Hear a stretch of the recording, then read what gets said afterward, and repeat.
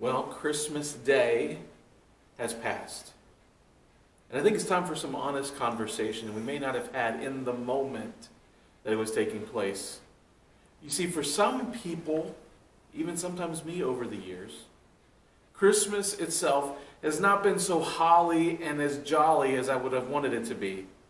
Like a long time ago in a galaxy far, far away, I was helping a friend move on Christmas Day. Why? Because we had nowhere to go. And so I was willing to go help him because he had to move into a new apartment with his wife, and no one else would show up because everyone else had family and friends and people to participate with except for us. And as we were going to help, I didn't realize that it was going to be moving him completely from one place to another place, and that it was going to be 4 stories up inside of this place, where we were literally like steep 4 stories, climbing where an old pipe organ used to be. It was one of those days too where you get hot, you get sweaty, you're working all day, and because it was Christmas Day, there was no place open to like go and order a pizza or to get something to eat or something to drink. So it was like tap water and bags of chips to get us through the day. And I have to admit that was probably the Christmas that I complained the most. But I've had other Christmases that also weren't very jolly or very holly filled for other reasons. Reasons like having a child get sick in the car on the way to grandma's house, and you're scouring Walgreens, which is the only place open, to try and find a change of clothes. It was on Christmas Day that we learned that Megan's grandfather had passed away a few years ago and changed the tone of our celebration. It was also during Christmas time that I got myself into the worst mess I ever got my life into. The period of time where I wanted to see how well I could do things on my own versus doing things how God had called me to do them. And it was the worst Christmas that I can remember. But what about you? Are you in a place where maybe things are not as holly, not as jolly as you have wanted them to be, and you're wondering about the season itself? Like maybe you've asked yourself, is Christmas really for you? And if Christmas isn't for you, is Jesus, this one we celebrate, is he really for you too? Maybe you wonder this because you look at the picture of Christmas and it doesn't look like your story. It doesn't look like you would fit into the picture that's being told. Because we tell Christmas when we fill it with awe and silent nights and excitement and anticipation, and that is not your story. Your story is filled with things like pain. Maybe it's grief, like Megan's grandfather passing. And you look around and the people that you want to be there aren't there. Or maybe you feel the loss a little deeper as the memories that come out as you put the ornaments on or go through the traditions. It just cuts a little deeper of who's not around. Maybe the pain comes in estrangement, where you've waited all day for the phone call that never came. Or maybe the people that you're supposed to be closest to are people that have disowned you or you've disowned, or they're unwilling to take responsibility for the pain that's been brought up in your life because of them. Or maybe you just lost touch over the years. And it's not anyone's fault, really. It just happened.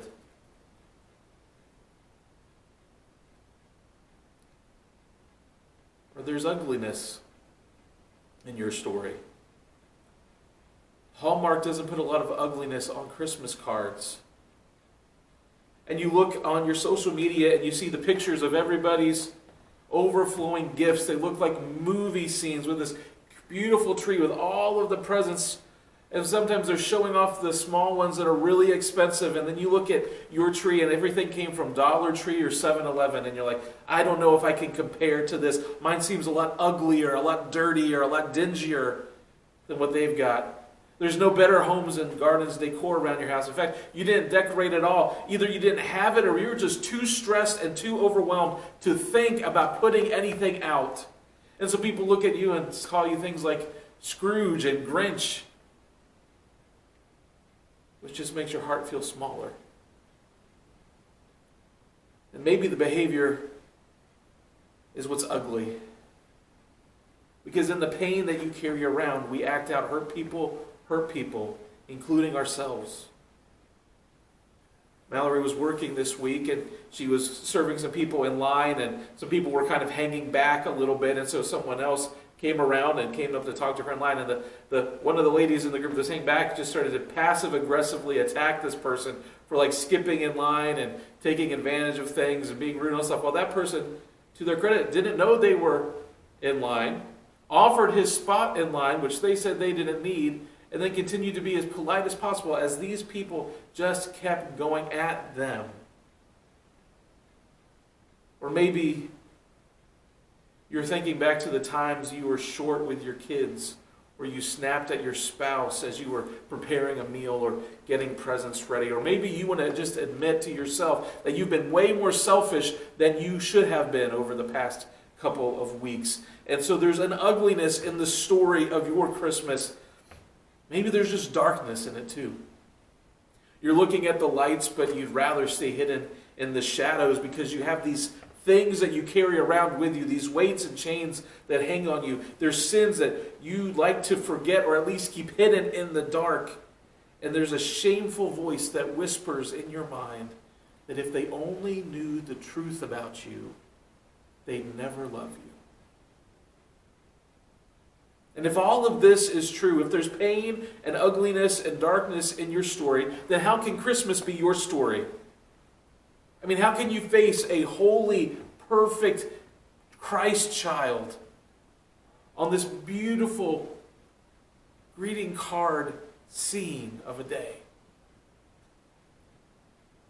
I think it's because we forget that there is pain and ugliness and darkness all through this Christmas story too. We try and sanitize it up so it looks good and it's marketable, but that's not how it really went down. There is pain like you wouldn't believe in the Christmas story. Now, my first kidney stone came when I was coming back from college, and I remember it was terrible. It lasted for over a day, and then honestly, because of the way that they ended up breaking it up, or I ended up breaking it up into little pieces, it lasted for a couple of months before it was all said and done. But it was so bad that it shorted out my nervous system to the point where I was collapsing and passing out from the pain of it all. We finally got to a hospital that was willing to look at it as a kidney stone. And when they found out what it was, the nurse came up to me and she held my hand and she says, "Welcome to what it feels like to be in labor."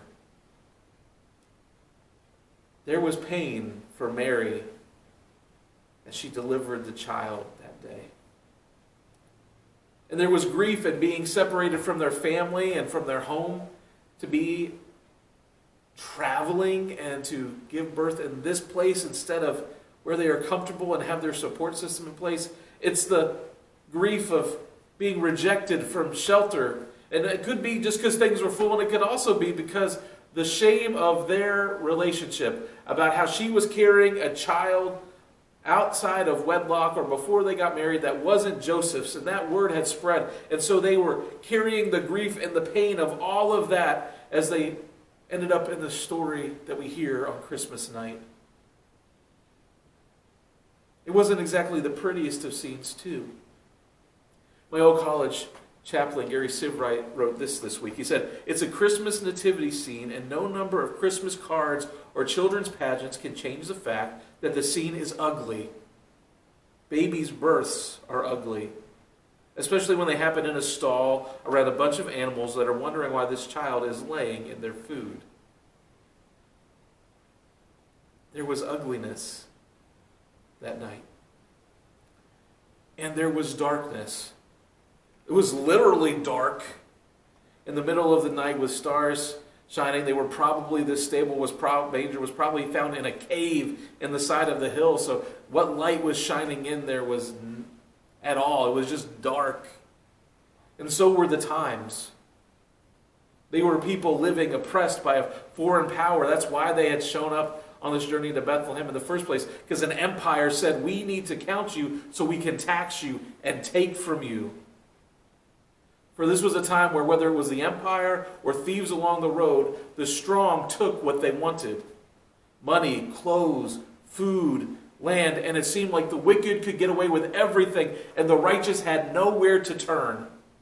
And pretty soon, a wicked king in the area where they were living would soon be hunting for Jesus. And if that meant killing innocent children to do so, well, so be it. You see, that is the setting of the Christmas story.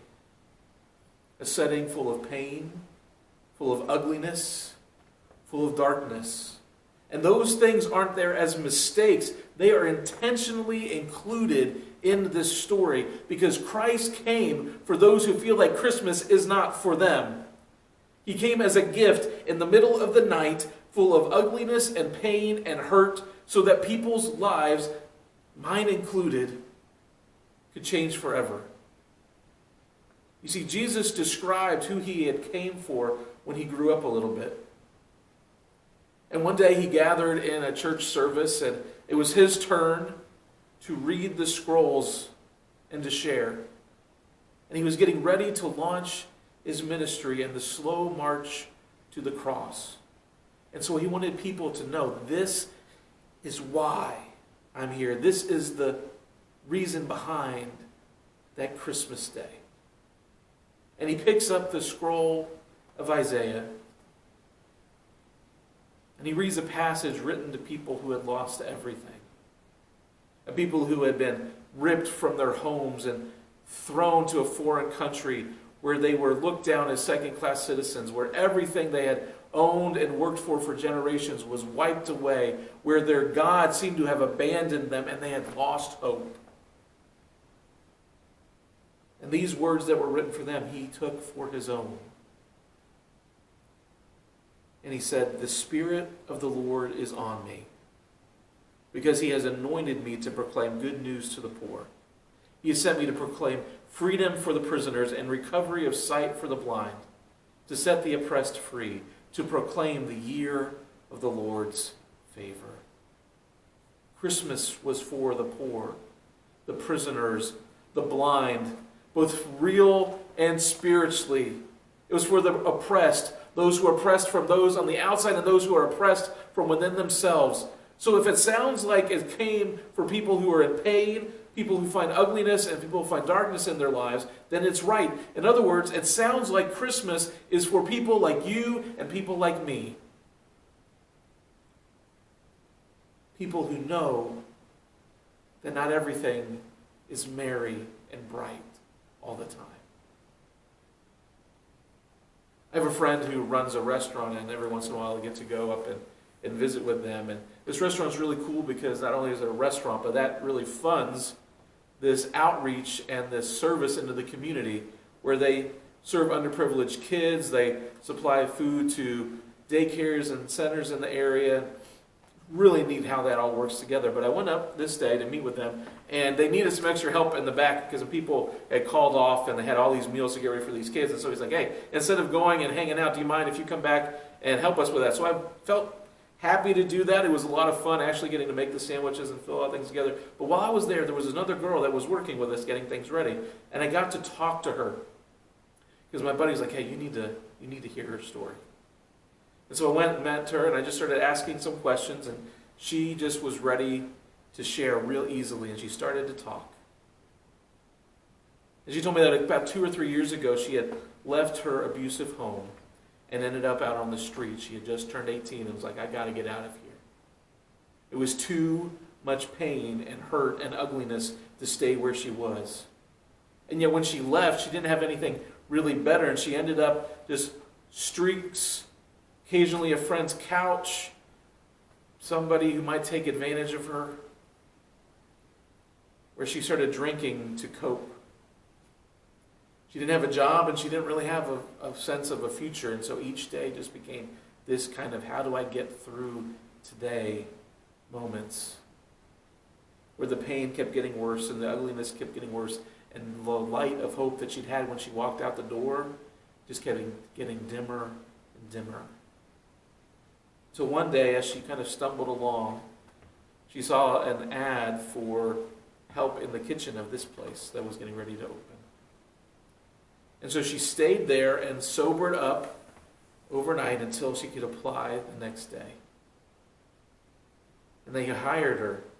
And she doesn't really sure why, but they did. And over time, as she started to work there, my buddy and his wife, who works there often, they weirded her out. It's like they seemed to glow, and she didn't know where it came from. They seemed to have a joy and a peace about them that she didn't understand. And it was just strange to her that even when things would go wrong, they didn't seem to get lost in the darkness of it, but they found a way to find light in the midst of it. What she didn't realize was she was learning to see the light of Christ in them. And it only takes a little bit of light to beat back the darkness. And so slowly and surely she started to believe and to hope again. Until one day, after a full day's work, she asked if they'd be willing to stay after and talk to her for a little bit. And I don't know if you've ever worked in a kitchen, but it's not an easy ask. And she simply came. And when they sat down with her, she asked, "Is Jesus for me too?"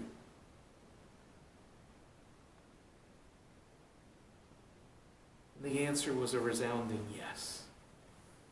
Because her pain, the ugliness of her life, the darkness that she lived in, did not disqualify her from Christ. It was the very things he came to deal with. She was the very type of person he came for. And since that day, the girl that I met has moved into an apartment. She started going to college again. She is serving, and there is a joy about her because now when other people come in, she's the weird one with the light of Christ. And she said she realized that even in the ugly, dark, painful corners of her life, even when she thought she was all alone, she realizes looking back that Jesus was there with her. Jesus was waiting for her, and Jesus didn't leave her alone. And so today, even if you don't feel like it, even if there's all this stuff in your life that you're like, I feel like this is stuff that should disqualify me, Christmas, Jesus Christ is still for you. Heavenly Father, I pray that you would help us to realize who Christmas is for. Remind us again about who Jesus came for and why he came. He came to the poor and the oppressed, to the prisoners, to the lost and to the lonely, not to rub it in and remind them about how terrible their life is, but to give them new life, to give sight to the blind, to break chains of the prisoners, to set the oppressed free, and to love those who feel like they have been unlovable. Lord, remind us that whether we feel like it or not, Christmas is for us because we are loved by you. Just like the girl I met, that simple fact can change everything. We ask this in your name.